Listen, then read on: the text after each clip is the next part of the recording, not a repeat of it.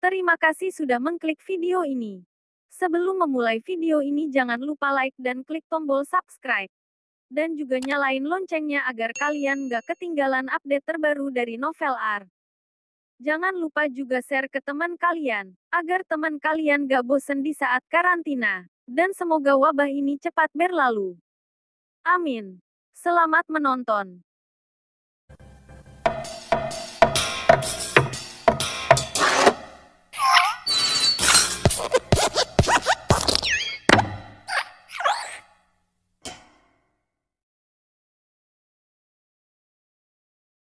Di jalan pinggiran kota. Di dalam mobil Mercedes. Telepon terus berdering. Tapi, Gwen tidak sempat mengurusi ponselnya yang sedang berdering.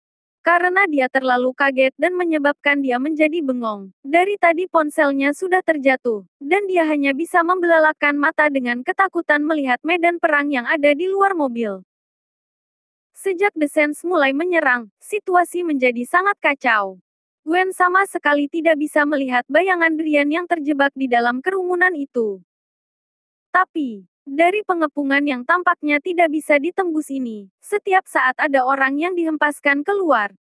Ada orang yang dipukuli hingga linglung, ada yang dipukuli hingga kehilangan daya tempurnya, dan yang dipukuli hingga hidungnya biru dan wajahnya membengkak. Sungguh sangat mengerikan.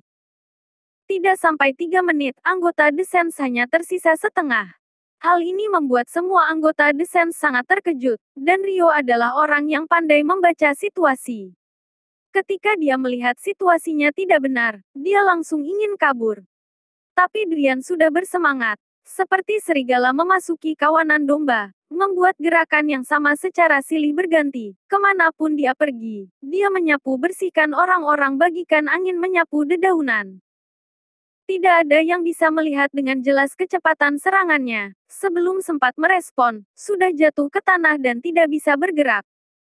Ini, bagaimana mungkin? Sama sekali bukan di level yang sama. Bos Rio, apa yang harus kita lakukan? Semua anggota The Sands berkeluh kesah. Jika bukan karena aturan geng, dari awal mereka sudah menyerah. Jelas-jelas mereka sedang diremukan oleh kekuatan yang hebat. Apakah ini masih bisa dikatakan berkelahi? Rio belum sempat memberikan perintah untuk mundur. Dengan terkejut dia mendapati bahwa 100 lebih saudara yang ia bawa semuanya sudah terkapar di atas tanah. Dan bibirnya bergetar, ini. Melihat Brian berjalan menghampirinya, Rio tidak mengatakan apa-apa, dan langsung melarikan diri. Mau lari? Mau lari kemana? Brian bergegas mengejarnya. Dia menarik kerah belakang Rio kembali ke belakang. Rio langsung jatuh ke tanah. Setelah menghajarnya beberapa kali di atas tanah akhirnya Brian berhenti. Kak, aku hanya bertindak sesuai perintah. Kamu, ampunilah aku. Rio menangis meminta ampun sambil berteriak memanggil ayah ibunya. Aku bisa mengampunimu, tapi kamu harus memberikan penjelasan yang jelas kepadaku. Apakah kamu mengerti maksudku? Kata Drian. Rio segera mengangguk seperti ayam yang mematuk beras. Dia sudah dibuat takut dengan kekuatan Drian. Dia tahu jika saat ini dia tidak patuh, dia akan lebih sengsara daripada ratusan saudaranya itu. Beberapa tahun ini Rio sudah terbiasa hidup mewah. Mana mungkin dia mau disiksa? Dia sangat ingin memberitahu semua yang diketahuinya kepada Drian. Kak Drian, aku adalah pimpinan The Sands. Kali ini aku menerima instruksi dari pimpinan mafia untuk membawa anggota menyergap Anda di tempat ini. Semua ini benar, aku tidak berani menipu Anda. Rio segera berkata. The Sands. Apa ini? Tanya Drian sambil menyentuh dagunya. Dalam keadaan normal jika dia mendengar seseorang berani berbicara seperti ini, Rio akan langsung menamparnya tanpa mengucapkan sepatah kata pun. Tinggal di kota, The Sands saja tidak tahu. Tetapi dengan situasinya saat ini tidak memungkinkan bagi dia untuk meluapkan emosinya. Dia berkata sambil tersenyum, The Sands adalah sebuah geng yang cukup terkenal di kota.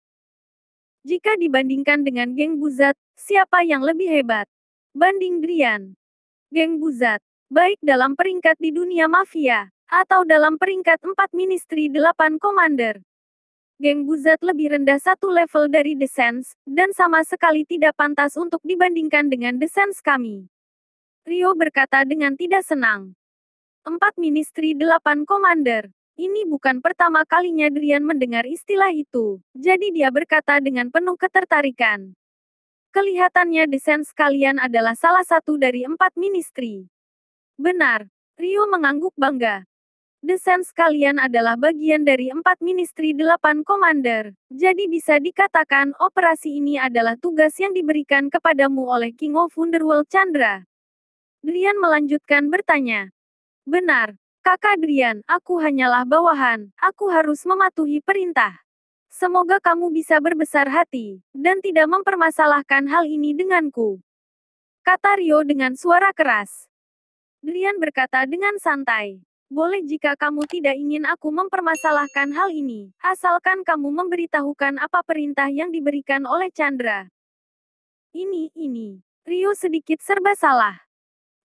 Sorot mata Drian menjadi dingin. Kakak Drian, jangan marah dulu.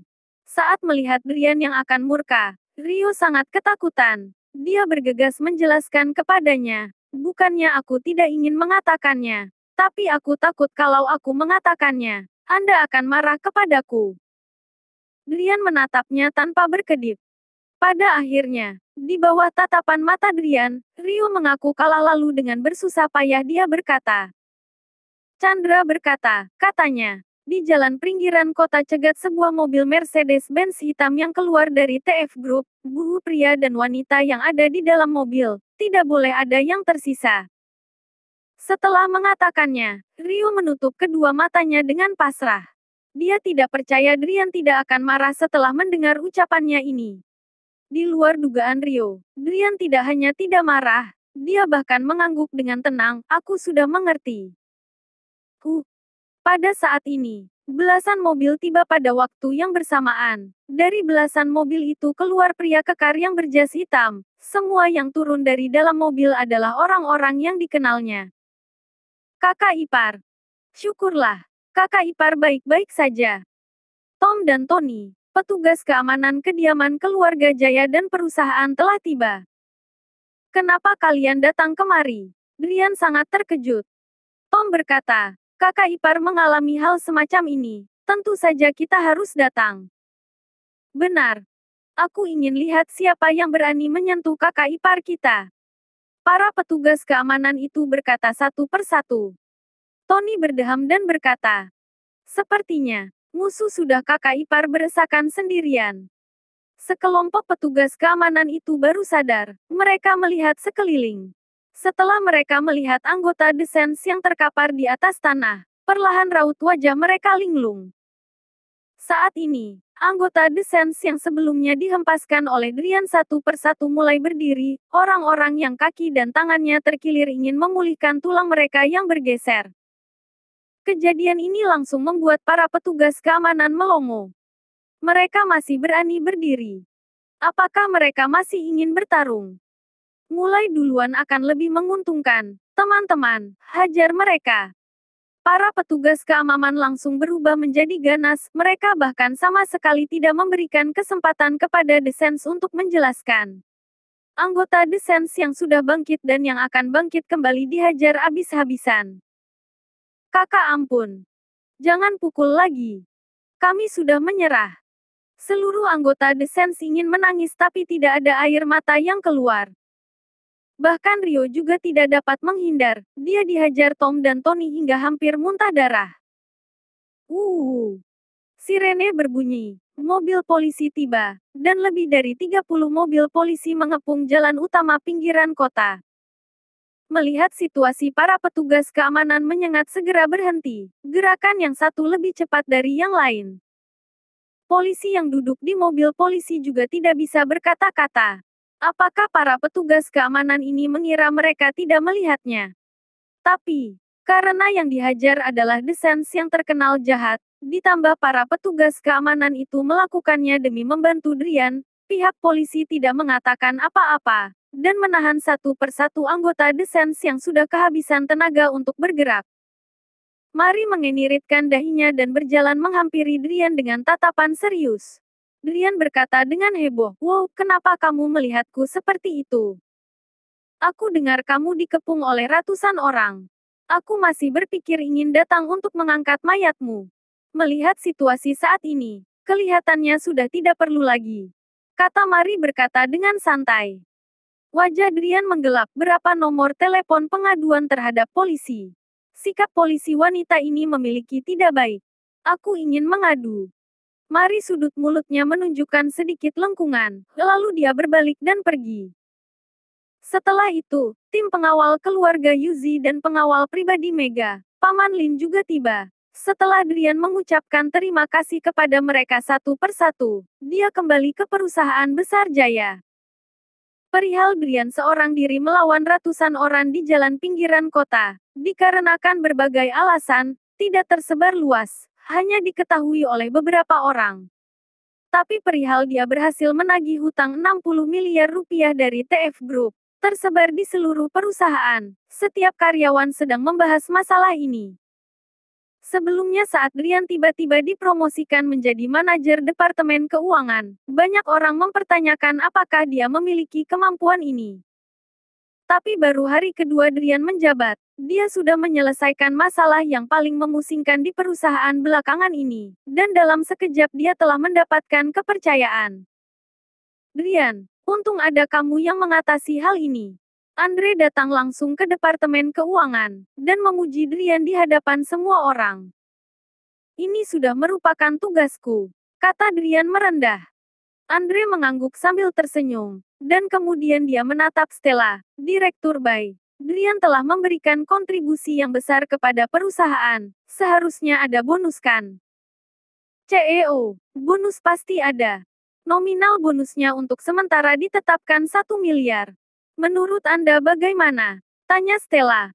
Andre menggerakkan tangannya dan berkata dengan berwibawa. Tambahkan 1 miliar lagi. Baik, Stella mencatatnya. Setelah CEO pergi, gadis-gadis di Departemen Keuangan menyambut Drian dengan antusias, dan ada yang menyajikan teh, ada yang membawakan air. Sikap mereka jauh berbeda dari sebelumnya.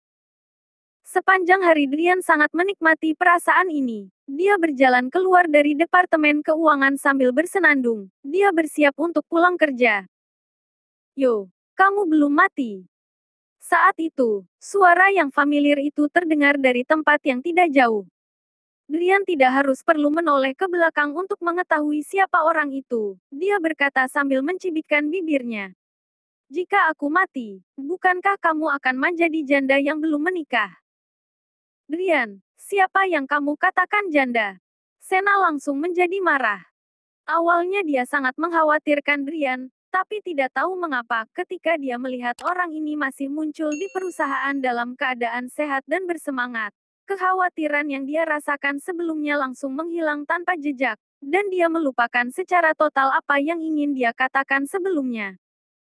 Drian malas bertengkar dengannya, dan kabur dengan cepat. Dia bahkan tidak membiarkan pintu lift terbuka untuk Sena. Sena sangat kesal hingga menggedor pintu masuk lift yang sudah tertutup. Air mata mengalir di matanya. Bajingan brengsek. Bajingan sialan. Sia-sia aku sangat mengkhawatirkannya.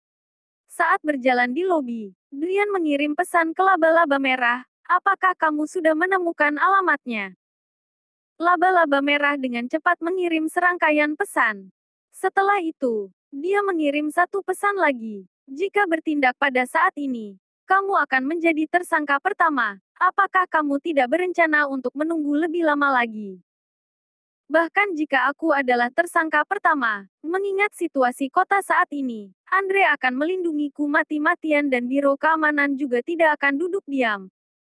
Drian menganalisis pro dan kontra, lalu dia menunjukkan senyuman yang kejam. Aku tidak bisa menangkap Chandra, maka aku akan menggunakan rekannya untuk melakukan operasi. Aku ingin dia tahu apa akibatnya melanggar batasanku.